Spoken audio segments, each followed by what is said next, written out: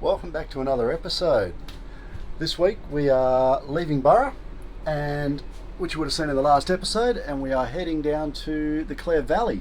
We're taking a bit of a cook's tour down there, so we're sneaking through a few towns that got some silo art, and we're also going to then find ourselves a nice campsite, free campsite for the night. Once we've done there, we're going to then, again, a bit of a cook's tour and head our way over to the Barossa Valley, and we've got quite a few nights there. We've probably got about 4 or 5 nights there. So yeah, come along for the journey. I'll show you the map of where we're going so you got an idea. But yeah, looking forward to a bit of whining and dining in the best part of South Australia. Alright guys, enjoy.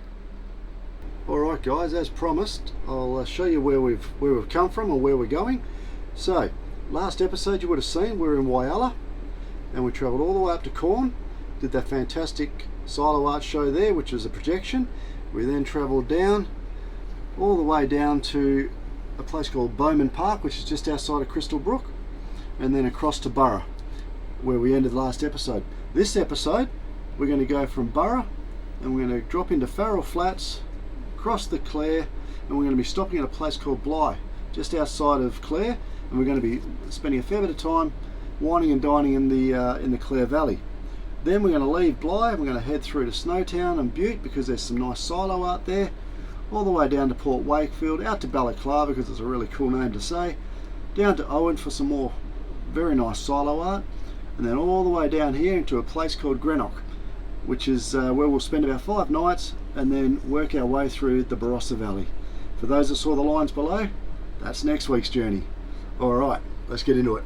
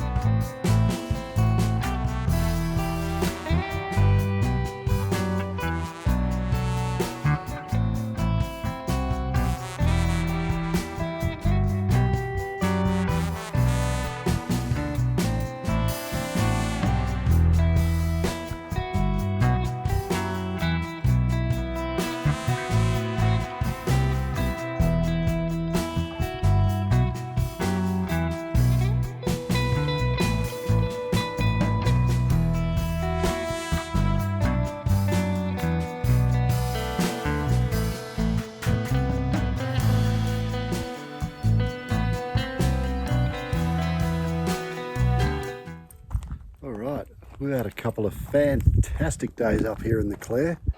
Right now I'm standing at Quarry Hill Lookout, and beautiful view behind me of the Clare Valley, or part of it. Yeah, we popped straight into the visitor information centre when we got here, and the lady gave us a map which I'll show you, and gave us a couple of loops that are worth doing. So first day we popped out and we went to a couple of smaller wineries, little boutique ones, and then we ended up having lunch at Skilligalee. Absolutely brilliant day, a great experience, really nice food, great wine, beautiful view.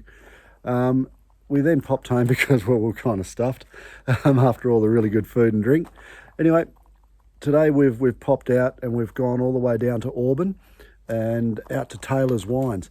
Really good experience there. I was expecting it to be overly commercialised. It wasn't. It was a brilliant experience. A gentleman by the name of Rob there looked after us. We did the tasting experience where you can, Cindy paired her wines with chocolate and I paired mine with cheeses. The information was brilliant. The time he gave us and just the information he shared with us was brilliant. We had a great time there. Really, really good experience. Moved on up. We went out to Mintaro, and at Mintaro there's a really nice old mansion there whose name has escaped me, so I'll put that up on the screen. But nice mansion. We didn't go inside. It was $18 each to go inside. I thought that was a bit exy, but we had a really nice look at the outside. And then we've popped up here, like I say, to Quarry Hill. We're just having a bite to eat, and yeah, we've really enjoyed our time in the Clare Valley. We didn't get a lot of footage because you really got to come here and experience it yourself, which I highly recommend you do. But go to the information centre, get the map, have a run around, have a good plan in play, and yeah, it's a very, very nice place. All right, guys, we'll see ya. We're going to move on to the Barossa now, so take it easy. See ya. While we were touring around the Clare area, rather than staying in the actual Clare Valley, we stayed in a little town called Bly, which is just out of Clare, down the hill and on the flats on the way to the ocean. We stayed there at this great little campsite. It was on the edge of the footy oval. The community's done a really nice job there for us caravanners. There was toilets, there were showers, and they even put on a game of cricket for us one afternoon because obviously it was a Saturday and all the local lads are out there. All in all, great little campsite. Met some great people too. Righto, we're just heading on down to the Barossa this morning, and we took a bit of a side turn. We've gone through Snowtown and we're going to go through Butte, and then we're going to start heading back towards the Barossa. But we're just coming through Snowtown at the moment. They've got this huge blade here from one of those wind turbines. I'm not sure if you can see it on the video behind me, but up on the hill there is just dozens and dozens of these. But it's a beautiful little town here, Snowtown. Another one of those proud little South Australian towns where they've kept the heritage and the like. Absolutely magnificent. So we're going to keep moving, and yeah, there's a bit of silo art here, so we'll check that out, and then we're going to head on to Butte. All right, well, I was wrong. It is not silo art. It's a water tower, and there are all the people up there that are depicted on the water tower.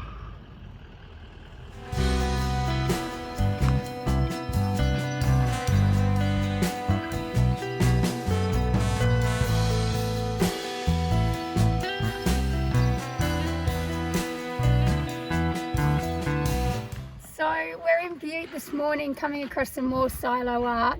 We've seen some spectacular images on the silos around South Australia, but this one here, oh my god, the detail in her jewellery and the dress and the birds, it's just amazing.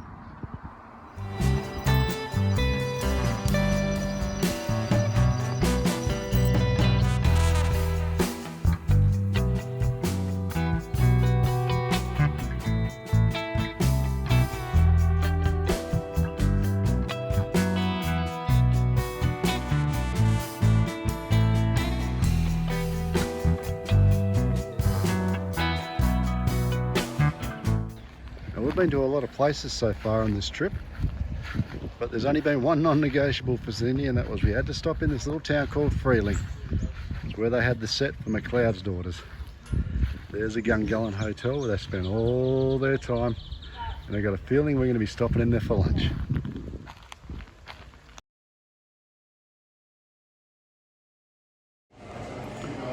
We're in the Gungahlin hotel having lunch.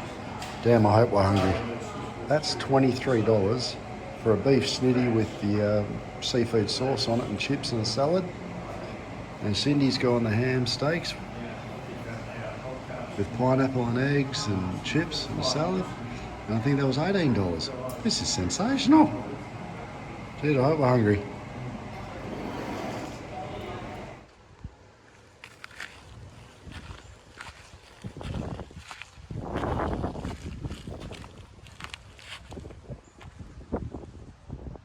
So for those of you that remember McLeod's daughters, this is the famous bath under the windmill that used to set on the station. This was one of Claire and Tessa's favourite places. I can see why, only maybe not in a public park.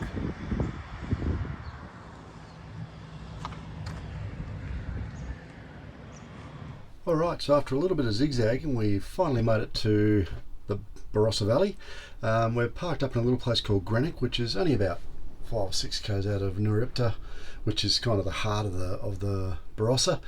Anyway, we're parked up here at a nice free camp. You can stay here for about 7 days, I think. It's a donation camp. Up on the hill, under the pine trees. It's really great. There was probably up to 30 vans here while we've been here. But what we did is we did our usual. We went straight to the Visitors Information Centre. The lady there gave us a fantastic map, which I'll overlay. And we took we did a couple of day trips out of it. She gave us some really good advice. So on our first day of touring around the Barossa, we shot out. We had a look at Chateau Tanunda, which is a beautiful estate there. It was one of the very first cooperative winemakers in the region back in the 1800s. That went to rack and ruins over time, and about 20 years ago, inside of the last 20 years, a family has bought it and they've brought it back to its original splendour. It really is a beautiful place. You've got the classic old buildings, and then there's the croquet yard down the bottom, the beautiful cellars where you can go in and do the wine tastings. It really is a beautiful place there. So we spent a little bit of time there. We didn't try any wine because it was about 10:30 in the morning. It's probably a little early even for me. After that we went out and we went to Barossa Estate. Now Barossa Estate's a totally different sort of feel on wineries. It's sort of a really good combination of the new and edgy style of architecture in the building with the real classic winery / gardens that you would expect to see of any winery, but the setting was absolutely sensational. We did a wine tasting there, even bought a few wines for the way home. The ladies there were fantastic. They looked after us really well, and we were able to just grab a wine and walk around the yards and just check it all out. It really was a beautiful experience and a really nice setting. After that we took the really nice palm tree drive down to Seppeltfield. Now that palm tree drive, there's about 5,000 trees planted in that on that drive. They planted them in the 1930s during the Great Depression, and I'm not sure why, but that's when it was done. They're growing there and they're still going really strong today, and it's a beautiful way to drive up to the estate. Seppeltfield Winery's been there for 150 years or whatever it is, and must be something in the grapes there because they've got a mausoleum there for their family, and I think the youngest person was 56 and the average is like 82. So I think the secret's there, guys. Drink Seppeltfield wine, you live for a hell of a long time and have a good life. After that we popped in and we went and checked out Maggie Beer's farmhouse shop. For me that was a really a big highlight. I've been an avid watcher of the cook and the chef for a very long time, so watching Maggie and Simon cook and to actually then go into the set where they do the filming for that, check out all the Maggie's store there. It was very enjoyable, really lovely setting as well on the lake there. You could have had lunch and a coffee and all the rest of it there. The other thing we did day one, we zipped up to the Morningstar Lookout, and that just gives a really good lookout over the Barossa, and there's also these stone sculptures there, so that was nice to take in. We met some lovely people up there and had a good old chin wag. So that was day one. Day two, we popped out to Angleston. It's a beautiful little historic town. It's got a lot of the lovely architecture that you expect to see around South Australia. So we zipped around the town a little bit, went to Yalumba Winery, did a bit of a tasting paddle there and had some lunch. And that was that's an interesting place there. Really, again, really nice grounds, but it's got the only operating cooperage that is owned by the winery. All other wineries are contracting that out now, and Yalumba are the only ones that have still got a cooperage going there. And a cooperage is where they make their own wine barrels. So yeah, that was pretty interesting. And then just to cap off a really good day, we went and joined the people in Nuaripta for an evening of bowls. Had a great night, met some fantastic people, and had a few more drinks as we do. Right, third day, we just drove around Tanunda. We went all the way down to Lindock, and we checked out the Jacobs Creek and the St Hugo's wineries. Wow, couldn't find two diametrically opposed places if you tried. Jacobs Creek really looked very commercialised with all the buses and lots of people through it and all the rest of it. St Hugo's, quiet, nice little log cabiny and rock and log cabin sort of set in the bush feel to it. Really beautiful place. Really felt like you should be sitting there with a glass of red, rugged up in a jumper and the like, sitting in front of a fireplace. It was just something about the place. Really, really nice.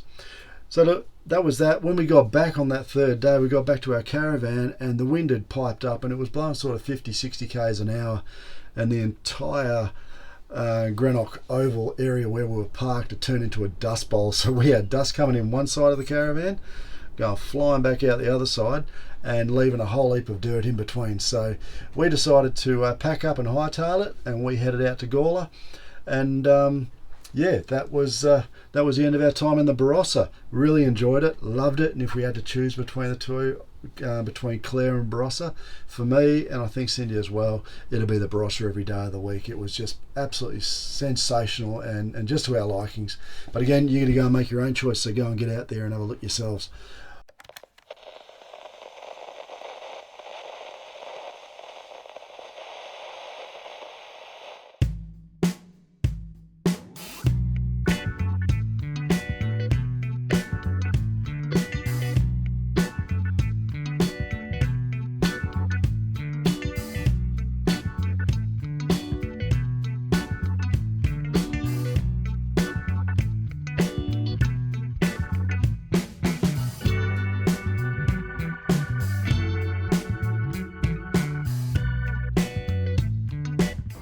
Righto gang, that brings us to the end of another video. Thanks very much for watching. Really do appreciate the support. If you are enjoying what we're doing, please like and subscribe. Love to hear from you as well. Put any comments down in the comments section. We'd love to hear your feedback on where we should be going, what we should be doing. Yeah, again, hope you've enjoyed the episode. See you next week as we continue our trip through South Australia. Cheers guys.